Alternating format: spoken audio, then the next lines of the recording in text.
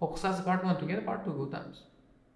Hop, o'qiymiz. Part 2 11 to 14, 20, like ABC question 11 to 14 ham bor ekan. Minster Park ekan.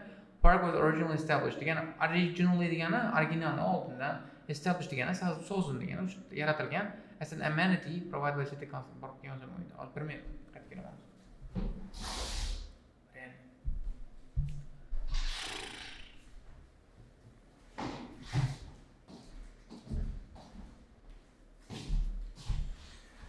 Hop, davom etarkanmiz. Davom etaveraylikchi. Gap bo'lar. Direktor order ekan, ya'ni direktor order. Hop, ketdik. Amenities provided by the city council. Demak, city council tomonidan provide qilingan amenities sifatida land belonging to private house bo'lgan ekan. Shared area set by local community shared area bo'lgan ekan. Topamiz. Statue of Diane Gosford in the park. Why? Sababi resident lead campaign, council member giving public access, senior worker for many years. Hop, qisqasi lead to campaign. Hop, campaignni boshqarishga yordam bergan resident bo'lgan ekan, qisqasi council member bo'lgan ekan, public access berishga, senior worker bo'lgan ekan. During the First World War, park was mainly degan javobotda keyword mainly used for nima uchun ishlatilgan? Exercise by troops, demak, soldatlar tomonidan exercise, growing vegetables, public meetinglar. When did physical transformation begin? Parkni physical transformatsiyasi qachon boshlangan topamiz buni ham. Boshladik. Search online for the festival website and you'll find it. Well, thank you very much for all the information. You're welcome. Goodbye. Bye-bye. See you next life. That is the end of part 1. Muhimmas bizga qisqasi. Boshla part 2ni. Gapirmasin. And answer questions 11 to 14. Tushunarli. I'm very pleased to welcome this evening's guest speaker, Mark Logan, who's going to tell us about the recent transformation of Minster Park. Over to you, Mark. Thank you. I'm sure you're all familiar with Minster Park. It's been a feature of the city for well over a century and has been the responsibility of the city council for most of that time. What perhaps isn't so well known is the origin of the park.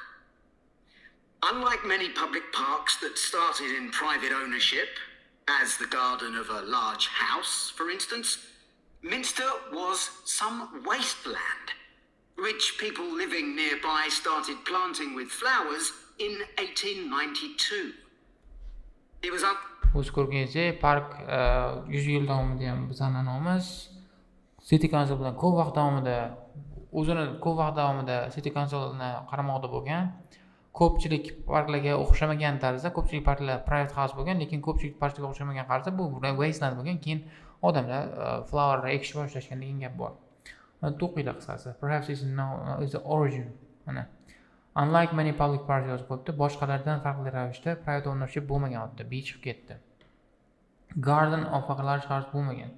Minster was some wasteland bo'lgan, which people living nearby started planting flowers bo'lgan qisqasi. Tushunarli. Unclear who actually owned the land, and this wasn't settled until 20 years later when the council took possession of it. You may have noticed the statue near one of the entrances. It's of Diane Gosforth, who played a key role in the history of the park. Once the council had become the legal owner, it planned to sell the land for housing. Many local people wanted it to remain a place that everyone could go to enjoy the fresh air and natural environment. Remember, the park is in a densely populated residential area. Diane Gosforth was one of those people, and she organised petitions and demonstrations, which eventually made the council change its mind about the future of the land. Qisqasi, o'sha odamlardan bittasi bo'lgan ekan. O'qiymiz. Once the council took hold to become legal owner, planned to sell for housing, many local people wanted to remain place, and then one of these local people, she organized petitions and demonstrations. Qisqasi, bo'ladi. Soon after this, the First World War broke out in 1914. and most of the park was dug up and planted with vegetables, which were sold locally. At one stage, the army considered taking it over for troop exercises and got as far as contacting the city council, then decided the park was too small to be of use. There were occasional public meetings during the war in an area that had been retained as grass. Qisqasi, vegetable o'stirgan ekan, truplar olmoqchi bo'lgan ekan, lekin juda kichkina ekan debdi. Occasional dedi public meeting dedi, mana qarang. Occasional degani ba'zida degani, mainly emasda endi bu. Occasional public meetings, mana dug up planted with vegetable keyword bo'ladi, shuning uchun ham javob B bo'ladi. C emas, A emas qisqasi. O'qib olinglar, nimaga unaqa bo'lmaganligini. After the war, the park was turned back more or less to how it had been before 1914 and continued almost unchanged until recently.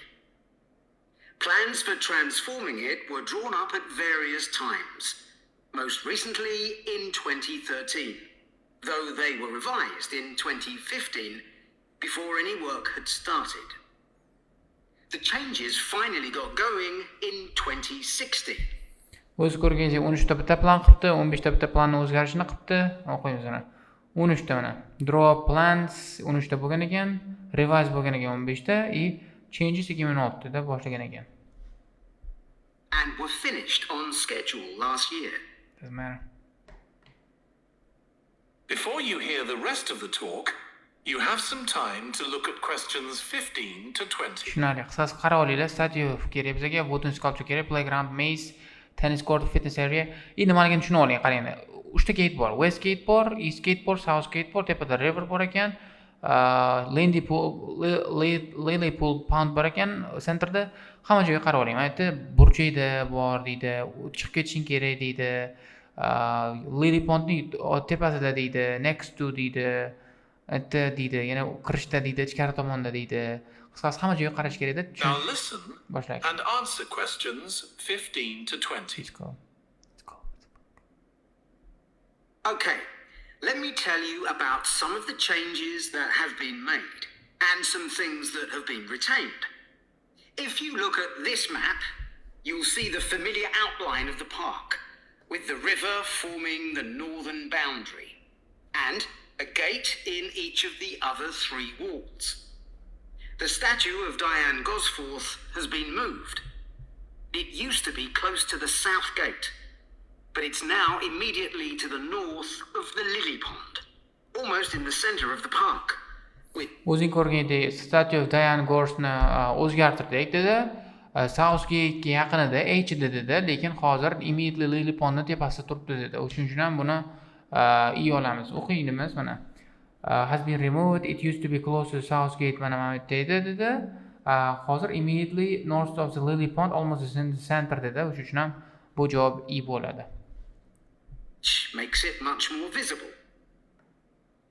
There's a new area of wooden sculptures, which are on the riverbank, where the path from the east gate makes a sharp bend.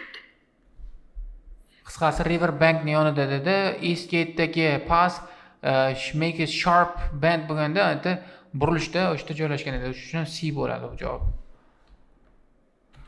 Xo'p, o'qiymiz. Mana there are new area of wooden sculptures on the river bank. The river ga yaqin ABC variantimiz bor. Where the path from the east gate, mana east gate sharp bend qilayotgan aytda bo'ladi dedi. Shu bilan C bo'ladi javob. There are 2 areas that are particularly intended for children. The playground has been enlarged and improved, and that's between the river and the path that leads from the pond to the river. Xo'p, river dedi. Between the path from the pond to the river dedi. Aytdi B dedi. Qisqasi javob B bo'ladi. Juda ham oson ekan bu. Agar tushunsangizlar hamma narsani. O'qiymiz mana. The playground has been enlarged, improved as between river and the path leads from the pond to the river. Pond keyword. Pond bilan river orasida dedi. Qisqasi ponddan borib riverga boradigan path orasida dedi. Shu bilan B. Then there's a new maze, a circular series of paths separated by low hedges. That's near the west gate. You go north from there towards the river and then turn left to reach it. You go north from there towards the river and turn left. There have been tennis courts in the park for Stop. I don't understand. G ma endi shu bilan? Damn it, man. Then there's a new maze, circular series of paths separated by low hedges. That's near the west gate. Mana west gate yonda dedi. You go north from this towards the river. Towards the river. And then turn left to reach it. Turn left to reach it. Qisqasi aytdi bo'lsa kerak, qisqasi. Bilmayman, javob bo'lsa kerak qisqasi. Bilmayman, tushunmay qoldim, o'zim ham tushunmay qoldim. I'm sorry, tushunmay qoldim, bo'ldi, nima qilishim kerak.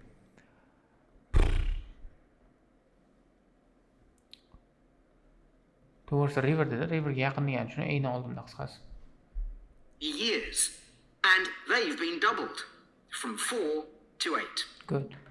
They're still in the southwest corner of the park, where there's a right-angled bend in the path. Tushunarli.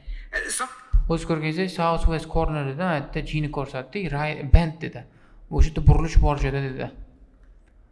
Xo'p, o'qiysiz mana. There have been tennis courts, they have been doubled. They're still in the southwest corner of the park. There's right angle bend mana. Right angle bend mamba southwest corner ana shu G bo'ladi, shu. Something else I'd like to mention is the new fitness area. This is right next to the lily pond on the same side as the west gate. Xo'p, west gate bilan bir tomonda, lily ponddan keyin dedi, shu ham D bo'ldi javob. Shu hamma narsa tushunarli bo'ldigan umiddaman. Tushunarli bo'lmagan bo'lsa xafa bo'lmaysizlar. There's right next to the lily pond. Shu qisqasi shuda. Shu bilan bugungi darsimiz o'z oxiriga yetdi. 3 dan 4 keyingi videoda qoraman. Bye bye guys. Thank you.